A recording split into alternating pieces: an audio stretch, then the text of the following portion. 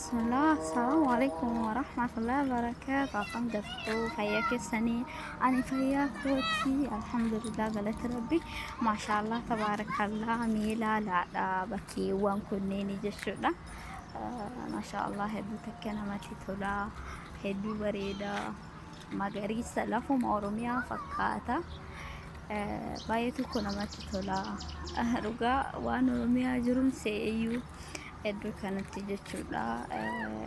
Ataakiltiin wanti hundi jechuudha. Fakkeenyaaf muuzii, maangoo, burtukaana, loomii, paappaayyee, maal jedhama ammas abukaadoo wantoonni hin argamne jiru. Yaani biyyi Beeruutiitu yaani akkuma lafa Oromiyaa hedduu dhugaa bakka haalli qilleensa isii haalli jireenya ishee baay'ee tokko biyya keenyan wal fakkaata. Yaani hedduu namatti tola isiniin jedha. Ani ilaalaa jabbiloota jaraan eegutti jira. Kana taas na fide isiniin jedha yaabbileeyyantiya waan akkasiiti.